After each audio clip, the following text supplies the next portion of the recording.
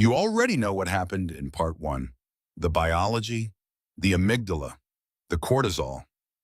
Your body wasn't weak, it was overloaded. But I want you to do something before this part starts.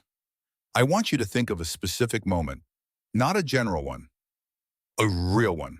Maybe it was an argument with someone you love, and you had so much to say, so much anger, so much righteous fury, and then your voice cracked, and you hated yourself for it. Maybe it was at work. Someone spoke to you in a tone they had absolutely no right to use, and you felt the tears coming, and you thought, not here, please, not here, not in front of these people. Maybe it was alone in your car after a conversation that left you feeling invisible.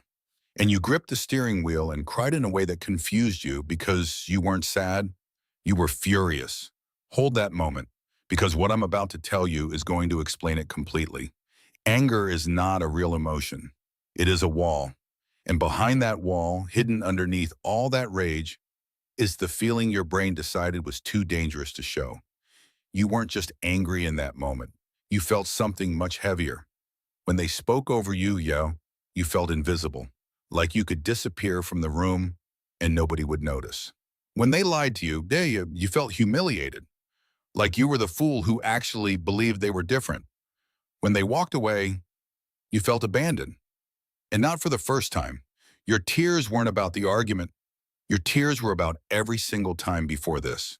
When you swallowed your feelings because you thought keeping the peace was more important than being honest about your pain. Every time you said, I'm fine, and meant the complete opposite. Every hurt you buried because you convinced yourself it wasn't worth addressing. It's all still inside you, compressed, pressurized, waiting. And the moment someone pushed that one button, everything came flooding out at once. That's why the smallest thing can break you on the wrong day. It was never small. You were just already full. So here is how you actually stop it. Not by fighting the tears. That creates more pressure. The harder you clench your jaw and tell yourself to hold it together, the harder it comes. You know this already. The moment you feel it rising, go underneath the anger. Ask yourself right then, what am I actually feeling underneath this? Not why am I angry? What does this make me feel about myself? Invisible? Foolish? Not enough? Abandoned? Say the real word. The second your brain has a name for the feeling, it stops treating it like an emergency. Neuroscience calls this affect labeling. It physically calms the amygdala down in real time. You are not becoming more emotional. You are pulling yourself out of the flood. And if it's already too late, leave. 2 minutes. Not because you're losing, because your brain is underwater right now, and you cannot win an argument underwater. Come back when you can breathe. You have called yourself too emotional for something you never understood. But here's what was actually happening.